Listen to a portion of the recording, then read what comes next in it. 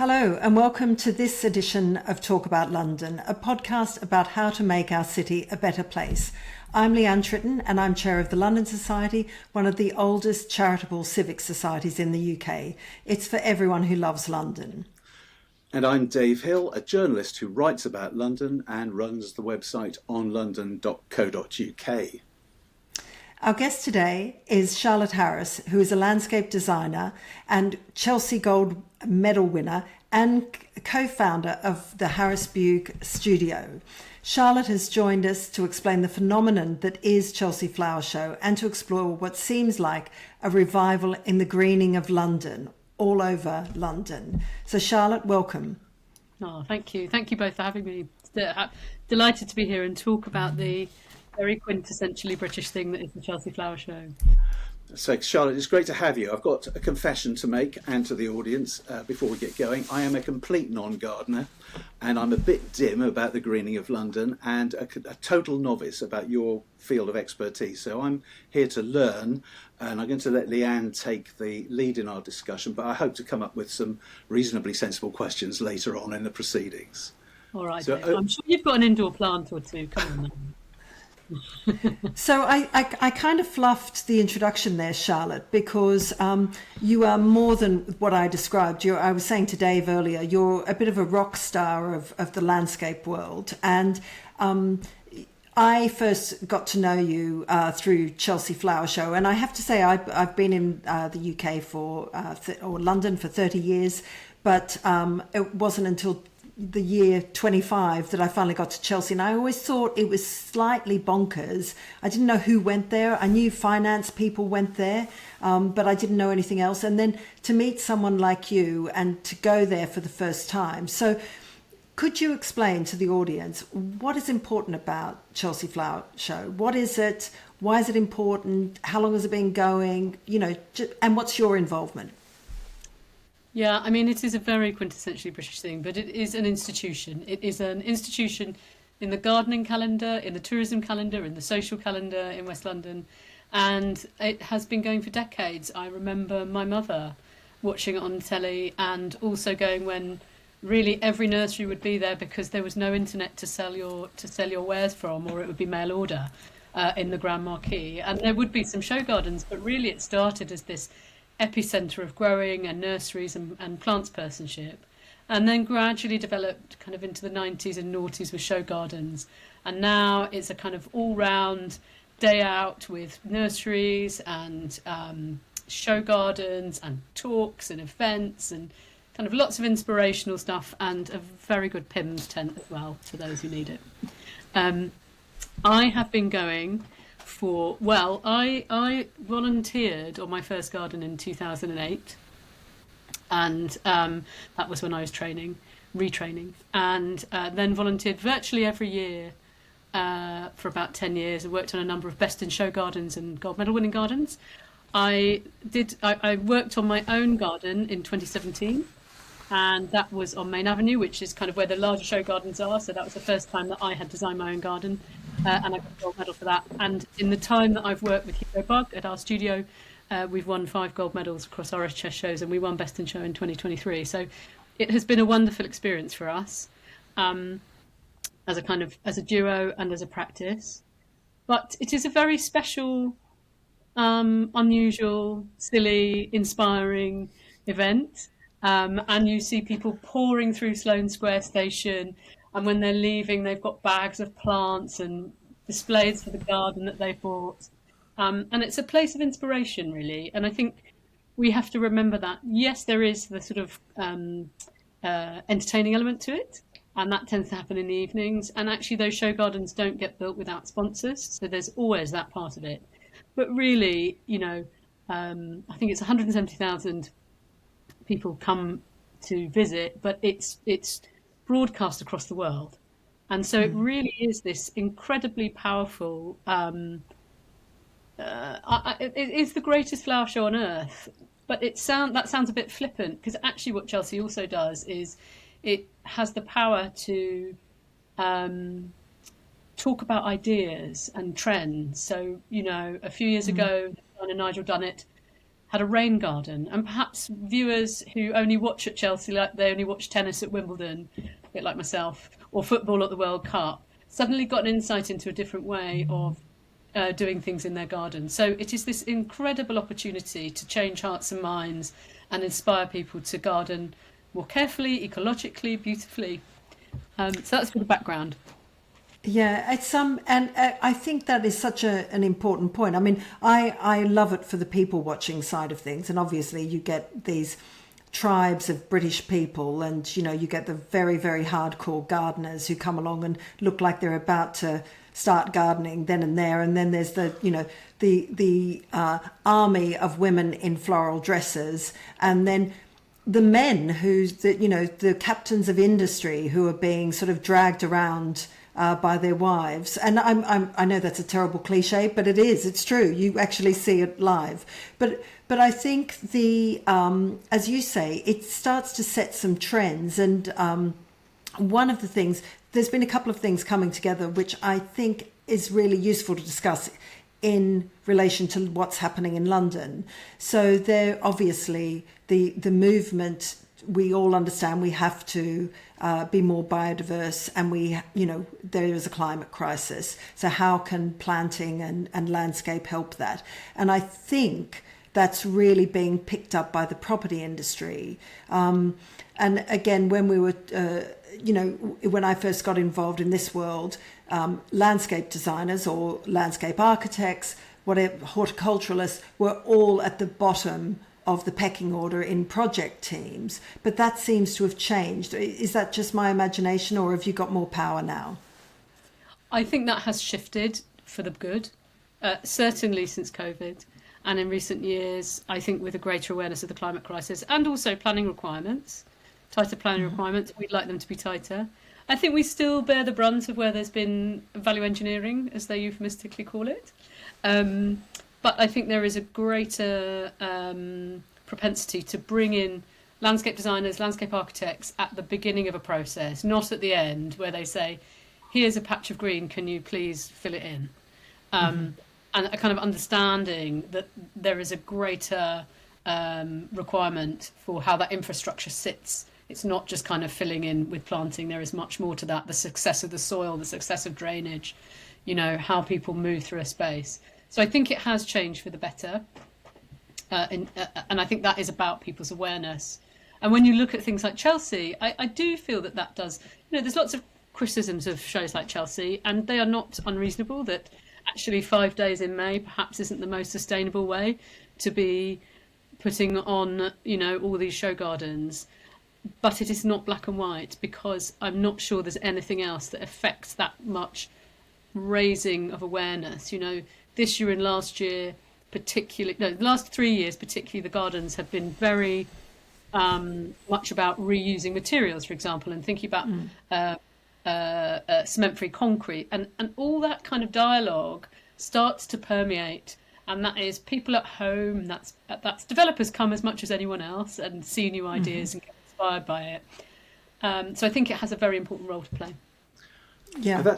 So it's so interesting what you were saying about. I think you said there's a kind of awareness, or a greater awareness of the importance of green space, and showing his ignorance here, the sort of role of nature in urban development, if you like, which I think is very interesting, and I've picked up on that as well when talking to people in the property trade and so on. Where do you think that? Where's the momentum, the impetus for that change in attitude that you mentioned? Where is it coming from? I think it's coming from a number of angles. I think there are some really good developers who really fundamentally believe that it isn't just about the bottom line, and the bottom line has to be defined by something else, as well as profit. We shouldn't be afraid of profit, but that actually there has to be a quality to that. So I think there are people affecting change. I think there are expectations of local communities when reviewing kind of planning applications. I think there's planning officers. I just think there's a far greater awareness of where we are in the requirement for climate resilience than even 5 years ago. But I think COVID was a turning point. I think when we look back and we kind of look at landscape history there will be a stepping point, which will be the COVID crisis, where there was this real drive for green space and a valuing of it far more than we've ever had. Again, that's so interesting because listening to Charlotte has put me in mind of, Leanne, is a podcast. I also do different kind of podcast for the London Society, which is sort of scripted documentaries, and we did one about Fleet Street, the Fleet Street area, and it was very interesting speaking to architects and people in charge of upgrading and changing buildings, listening to them talk about what needed to be done to revitalise that part of the square mile. And a lot of the emphasis, all the things that you've just mentioned, but also workers want a different sort of environment. And I think that people were picking up on this idea that if you wanted people to return to the office, you mentioned COVID, which accelerated the trend towards working from home. But if employers wanted people to return to the office, which a lot of them did, you had to make the urban environment, the street environment, places around offices, different in ways that were nice to be in. Is that a factor? Is that something that you have noticed as well? I mean, in terms of our work, during that time and in the following period, there was I've never experienced anything like it from the level of inbound inquiries, as you say, Dave, relating to the quality of the green quality of workspace. It was absolutely unheard of. I have never, as I say, and that wasn't just us, that was, right across our sector. I think people had to be, that they valued that green space, had that green space while being at home. But also, as you say, employers realised they had to make a better quality of workspace to bring people back to. All right, and that's sustained, has it? That's continued, has it? Now we're a few years after the pandemic. Is that still with us? I think it has sustained, because I think there's that thing about becoming good habits, actually, and people's expectations. They see that their colleague has a lovely space with a lovely roof terrace or a area to sit outside. We haven't seen that slow. We may have seen decisions slow for other factors, but not the desire to make green space around that. Okay. I think it's interesting as well because this isn't the first time that London has been through this green revolution. I mean, when I was doing some research for this, per capita, we actually have a lot of green space compared to other cities.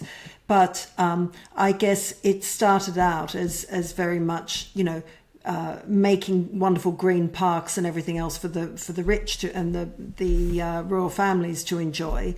And then, I think in Victoria's time, and I think about this with Victoria Park, they really started to make the link between health and green space. So that move was quite revolutionary. I mean, so a lot of these ideas, they're not new. They have been here before, but we forget, don't we?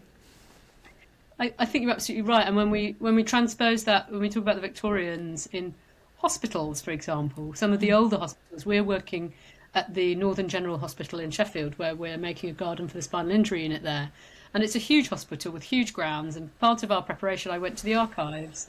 And when I went to the archives, there were plans of the footprint of the hospital, which showed the kitchen garden. It showed areas for outpatients to sit and take the air, and that's not unusual. So the Victorians understood that there was a direct correlation between green space and health, and we're coming full circle on that. So the charity that we're doing this work for, Spinal Injury Charity, has talked about how where there are gardens appended to spinal injury units, people's stay in hospital is shorter and their perception of pain is less. So if we wanted to be really brutal, we could put a financial bottom line on that, because actually funding our NHS does become about that, and say, well, if we invested in a garden and in a spinal injury unit, people are in there for a year, how does that actually positively impact not just patients and their families, but the financial well-being of that hospital campus? But the Victorians had it, they understood about, taking the air, for sure. Yeah. Now, just before we sort of move on, I just want to, just in terms of the sort of, I guess, the corporate world of property development, you know, some of the things that I've seen, as you say, public terraces like Fen Court in the City of London, there seem to be a lot of these public terraces that are popping up. Now, for listeners, the trick is to find out where they are, and we can help guide you. But sometimes they're not always as public as they should be. I think some of the building owners are a little bit discouraging. But I would do a shout out to Fen Court, that has an amazing terrace in the City of London, and we're seeing a few more of those things. What do they call growing walls? Green walls, do they work, Charlotte? Well, I think I'm probably going to get loads of letters now from green wall suppliers, but they can be done. I think they can be. I don't want to be negative, because actually I believe any green space is a positive thing, but they can be very resource intensive, both in terms of watering and feeding and the systems that structure them. And they would be our last port of call. We would always look for kind of, can I plant climbers here? Can I plant a hedge? How can I green this space in a way that interacts with the soil before we do that? And the maintenance of them. And I think we can come on to, I'm not a huge fan of maintenance, but the word maintenance, but care and gardening and love is such an important part in the success of these spaces. And I think on green walls, they're seen as this kind of, well, that's done now. And you just have to feed it. That for me is where the worry is. Yeah, so green walls probably wouldn't.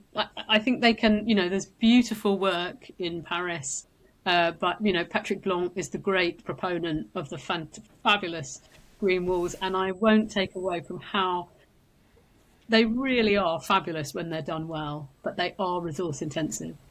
Okay, well, can you say a bit more about that? What's resource intensive? Well, they're just you have to then take a lot of looking after. I mean, and that's expensive and time consuming. Yeah. So what I mean by resource intensive is that we have to set up an irrigation system and probably what you'd call a fertigation system. So you would take liquid feed into the irrigation system because those plants exist in very small pockets, and so they're going to exhaust the fertilization within the soil pockets of that relatively quickly. And so their nutrients consistently have to be topped up. Whereas when we plant things in the ground, they're obviously taking nutrients up from the soil, hoping that our soil is in good quality. And if we plant the right things, we're not having to irrigate them constantly. So, as I say, it's a much more sort of resource intensive way of thinking about things. It's the difference between potentially having a plant in your house and having a plant in your garden. Okay, see, I said I was here to learn, and I'm definitely learning now. But I mean, I would imagine, I say this off the top of my head, you know, that if you're a developer and you're thinking there's a bit of land there that I could have hedges and plants on, or I could do my green stuff on that wall, which doesn't take up that bit of land on the ground, you might be a bit tempted by the wall, mightn't you? Is that unduly cynical?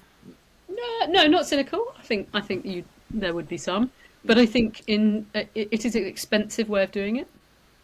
Okay. Hard to access, not impossible to access, but I think if you think about what green spaces mean to, you know, the emotional experience of being in a lovely park, or on a garden, or in the countryside, and it doesn't matter how small that park is. Like, I love the Postman's, you know, those little tiny pocket parks in the City of London, where you just feel like you're getting away from it, and that's because you're surrounded in green. And I'm not sure I am, you know, everyone has their different points of view, would get that same experience. No, okay, and that's great. Yeah. I think actually, just on that, I think it's all about developers with the long-term view. And I was reading something about the great estates, you know, who decided hundreds of years ago to leave green space in the middle of their housing developments, and everyone thought they were bonkers, because why would you leave that free and not, as you say, Dave, build another house on it? And of course, over time, these wonderful Georgian squares that we have are now worth a lot of money. So it all depends on your financial point of view. But I know there are some developers. I think Mount Anvil, a housing developer, has signed up to a biodiversity pact with Kew Gardens to make sure it's all knitted into their development. So they're going in the right direction, which I think is good. And I think it's also not just about long term. Long term's really important. But I read recently that there's a meanwhile agreement for a site in Holborn by Holborn Viaduct, where until construction starts in the next year or two, the community are being invited to make a meanwhile garden. And actually, when I think about something like an allotment, quite often when we grow vegetables or cutting flowers, they are annuals. They are plants that we only sow once, and we enjoy them in that year, and they don't come back. And so it's something that there was a lot of kind of habit of doing in Brooklyn and other parts of New York, where you would take a plot that was not being activated at that space, the community would take it over a short period of time, enjoy it, enrich it, and then it would be handed back. And I think those kind of things are lovely, like temporal, wonderful, exciting things. Right, that's good, because meanwhile is better than no while. Sometimes Exactly. So sometimes sometimes of course people don't want to give them back, but that's another story. Do you mind if I ask another question, Leanne? I don't want to. Of course, okay. no, go ahead. I'm just sort of, this might be an unfair question for you, Charlotte, but are there particular examples of projects over recent years that you have particularly admired that you yourself have not necessarily been involved with? I live in Newham, and actually, when you correlate communities and their sort of financial background against green space, disadvantaged communities tend to have less green space, and there is a knock on for health and well-being and education and connection to nature, which I think is really important. But what we do have in Newham, of course, is the Olympic Park, which I have lived here 25 years. So I remember when basically you drive past and there might be a dead body being pulled out of the canal, and there was an enormous kind of half mile of dumped fridges as you took the train out of Stratford. It was appalling, like toxic, awful. And now it is this absolutely fabulous kind of richly planted, richly occupied. You go there in the summer and the kids are playing in a fountain, and there's a climbing wall, and there's beautiful planting and lovely trees that are maturing to create cool canopies, cafes and restaurants and things opening up, and it feels really exciting and that people want to be there. So I think London did brilliantly on that legacy. And Absolutely. Local resident, I definitely enjoy it. There you go. Absolutely. And there's some other, without putting ideas in your head, Charlotte, but I think what they're doing down at Canary Wharf at the moment is very impressive. There's some really amazing spaces, and I think with big investment, and I think people are responding very well. They're flocking there to have a look at what's going on. Just can I take you to? I wanted to talk about urban farms, and there's a restaurant I've been told about in Tottenham Court Road where they grow the greens and bring it to your table there. So we might have to do that later on. But as we're coming towards the end, bring the idea of what's happening to us as individuals and families, and people who are living in London, what's happening in our own front gardens, if we're lucky to have a front garden, and how is that affecting London really, and our biodiversity? Because there's been a big movement for basically putting pavers down, hasn't there? Yeah, I mean, I think we have to remember that we are, at the moment, London is an urban forest. We have amazing canopy cover. We are as you say, a really green city. And everybody's tiny bit of green space. I've got a tiny front garden, a tiny back garden. There's this incredible mosaic of like a biodiversity superhighways, and they create these brilliant connections. If only we don't pave over them or put artificial grass down, which is my other huge bugbear. And we can all do something, and we can plant a hedge instead of building a wall or putting in a fence, and that has an incredible wildlife benefit. I am concerned in our kind of take up of EV vehicles that I read which obviously are a good thing and they're not so pollutant, but I read something that the RAC published that said 50% of 2,000 drivers who were interviewed said that if they had an EV vehicle, they would pave over their front gardens to allow for parking and charging. Now, we have to remember those front gardens are, well, I think front gardens also are, I'm a huge proponent of them because I think they're the most democratic of gardens. It's not just for you, you share it with your neighbours, passers-by, but wildlife, but they're so important for water runoff. And I do feel that we're forgetting these really important small patches have huge value. Absolutely. And what about, you mentioned hedges, and Martin Prince Parrott has just released a book where he's one of his big ideas is about bringing in hedges all over cities. That will solve a lot of our problems. So I'm glad you agree with that. But at the last Bannister Fletcher lecture, Indy Johar talked about trees and how we have this sort of mad situation where trees, I didn't realise the differences with trees. I used to be a bit like Dave and not really understand all of this. So I thought any tree was a good tree. But of course, some trees are very bad for us in terms of asthma and hay fever and all of those sorts of things. But they're easier to maintain. And so we have our tree maintenance is in the highways department. Is that correct? Yeah, it tends to be in the highways department, which feels like, would that not be in health or environmental? But the other thing about trees is managing a tree, every few years you want to trim the canopy and you want to make sure the paving doesn't come up around it. But actually it's cheaper for highways to cut them down, which is always the worrying thing. I think we also have to remember in our selection of trees, and I think you're absolutely right, is cross-referencing the health implications, but also, London is going to have the temperature of Barcelona by 2050, and we can all get really excited about that and imagine we're going to be wandering around in our bathers.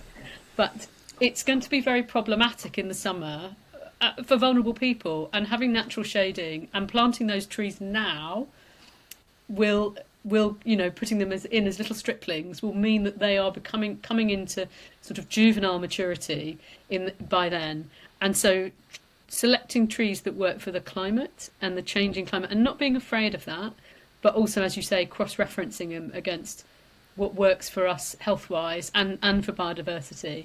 I think, sorry. Do you think the public authorities, councils and so on, are grasping the importance of what you just said?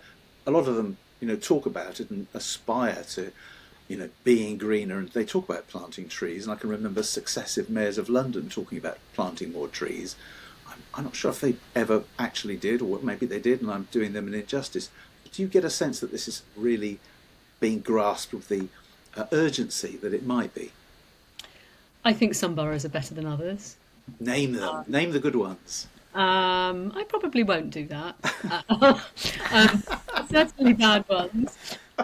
Or worse ones, but I think, and sometimes those worse ones are, it's about funding, and going back to what I said about highway, it becomes more cost effective to fell a tree than to care for it. And actually, when we think about the value, you can put an actual valuation on a mature tree in terms of its cooling, how much wildlife it has in it. Actually, there's evidence that there are less traffic accidents around trees. When we have trees on streets, our houses have higher value. So if we want to be totally selfish about it, we should totally pushing our councillors to plant more trees, and potentially doing that as a kind of a partnership between communities. Our street, we have some mature ash trees. The council want to fell them because it's cheaper to fell them than look after them.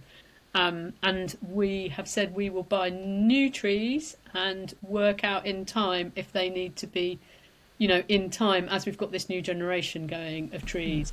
So I think we have to participate in that conversation as well, truthfully. Councils are not in the financial situation that we all want them to be. So I've got a question, sort of linking all of this together with, and something you mentioned earlier, which is maintenance, which is an ugly word but so important. And a lot of councils I see are putting in very nice plantings, and then you come back 6 weeks later and no one's been there to look after them. How can the community? I mean, why doesn't the council? Because I mean, London is filled with gardeners. People are enthusiastic. I know there are amazing guerrilla gardens going around putting seeds in little cracks so that you get hollyhocks and these amazing things popping up. Why can't we be more in tandem with the council, where they provide the money and then the community looks after the garden, perhaps, to solve that?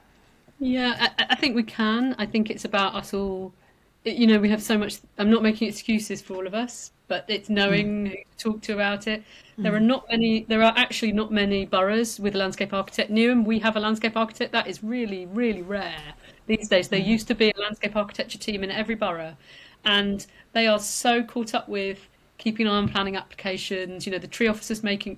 They are absolutely stretched. So, but what is really interesting is this idea of care, not capital. There's an incredible guy called John Little who works in Essex, who's talking about how we nurture spaces, but also and invest in gardeners to look after them. But also there's loads of interesting work going on at the moment. Peter Korn in Sweden, for example, lots happening up in Sheffield, which is absolutely leading in the UK. But in terms of how we potentially plant in different planting mediums, so that's different ways of constructing soil, so that things have less of a maintenance burden. So I think it's a really exciting time. People are, at any time of change and stress, I think people are energised, aren't they? When there is political stress, art is energised. And we have climate stress, and it's not we'd all rather not be in that. But I think what he has done is opened up different ways of thinking. We can't keep doing, that old saying, doing the same thing and expecting a different result. We have to think about things in different ways. Absolutely brilliant. Well, Dave, I think we've sort of come to an end, which I'm devastated by, because I could talk about this forever. Thank you very much for inviting me on here. And Dave, we'll have you onto our green side before you know it. Okay, whatever you say. Well, I said I wanted to learn a lot, and I really did learn a lot. I mean, the bit towards the end where Charlotte talked about Newham being an unusual local authority and having a landscape architect, that's a bit of an eye-opener. And I particularly enjoyed hearing the stuff about green walls and how there might be certain drawbacks with them. So I've learned lots of good stuff.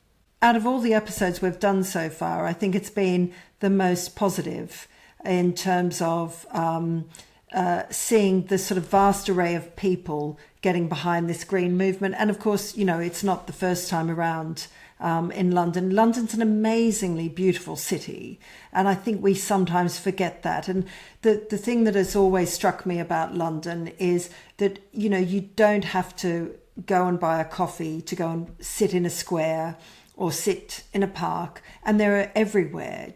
I think of other cities where it takes you a long time to walk to the park, whereas every corner really you can turn and find a green space. It's a real asset to London. I'm so glad that there are people like Charlotte and so many more people now investing and re-energised in terms of what the green spaces can do for us, and they make us happy.